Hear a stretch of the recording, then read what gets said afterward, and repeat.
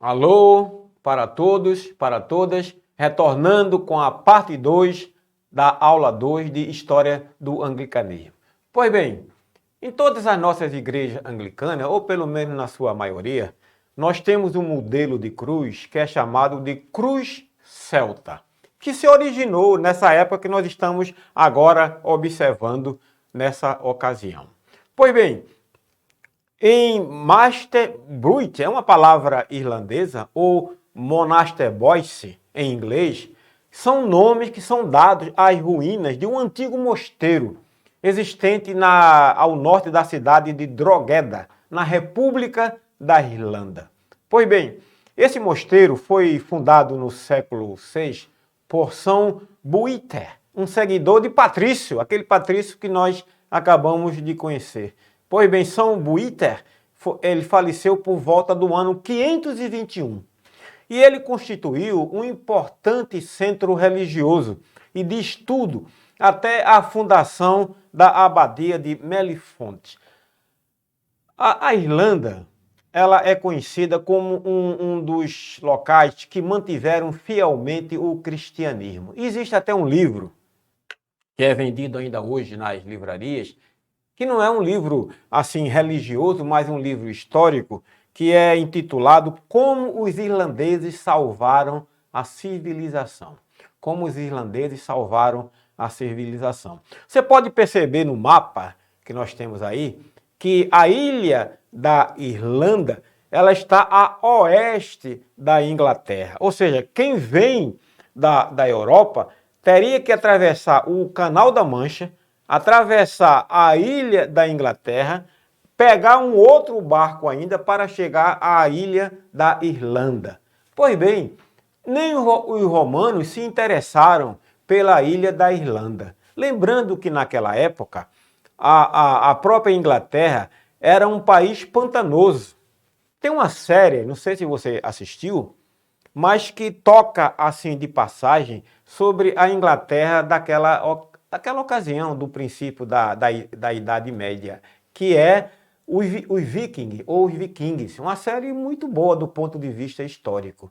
E os Vikings, eles ficaram ligados assim ao lado oriental, aquele que olha para a Europa, porque a navegação era muito difícil, né, naquela ocasião. O máximo que eles fizeram foi atravessar o Canal da Mancha, invadir o lado direito da ilha da Inglaterra, mas eles nunca se entusiasmaram em chegar à Irlanda. E a Irlanda, então, ficou isolada do restante do mundo daquela ocasião.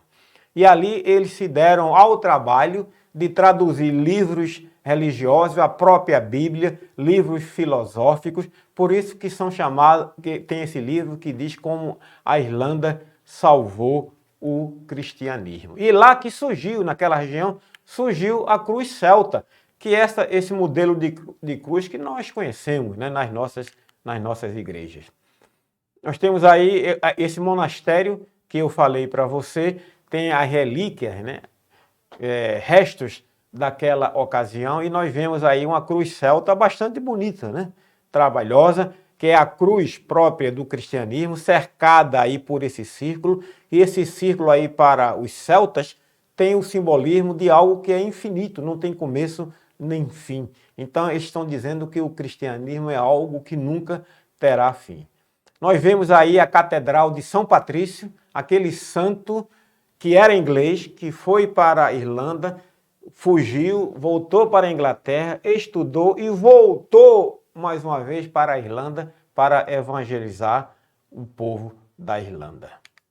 Pois bem, o povo celta, ele se converte ao cristianismo e vai ter o primeiro mártir na Britânia na pessoa de Albano. Albano era um monge cristão e vai entregar em seu lugar, ou seja, Albano como monge, como cristão, os cristãos estavam sendo perseguidos pelo exército romano. E um monge, então, chega fugido à casa dele. Albano era baixo conhecido, tinha bastante influência naquela região. Mas ele esconde esse homem do exército romano.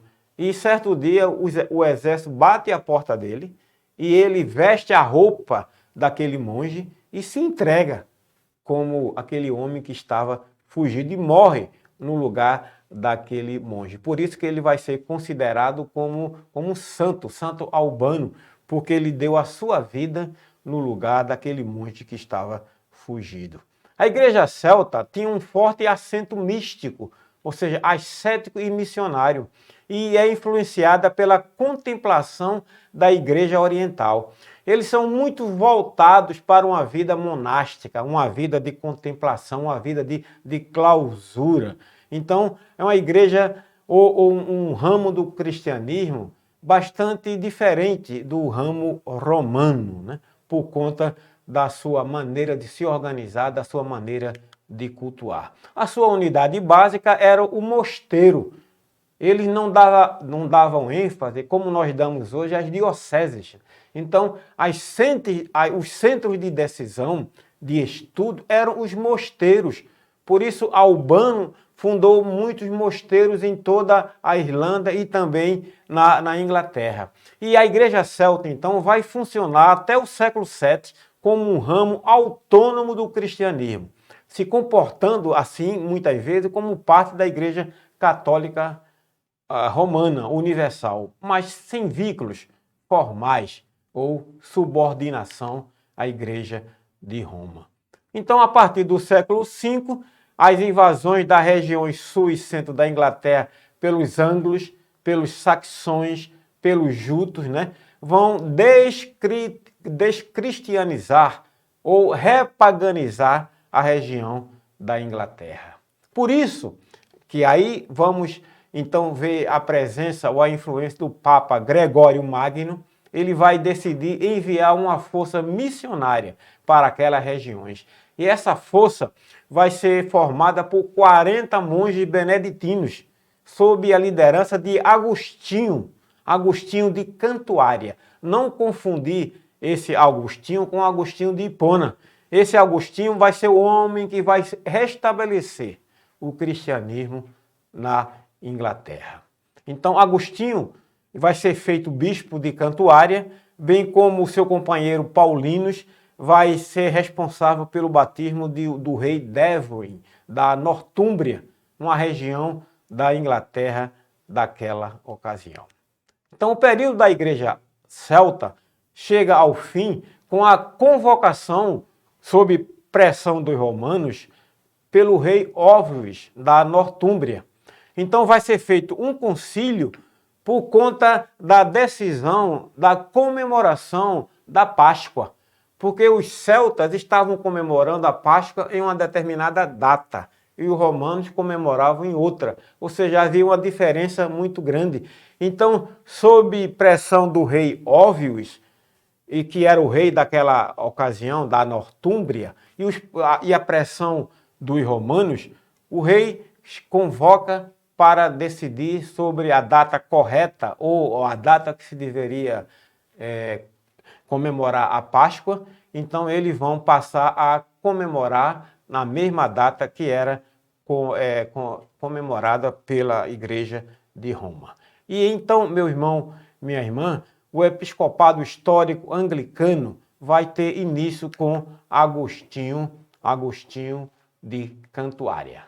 Ok? Chegamos ao fim da segunda parte da nossa segunda aula. Dizendo, como dizemos sempre nas nossas igrejas, ide na paz de Cristo, sejam corajosos e fortes no testemunho do Evangelho a todas as pessoas.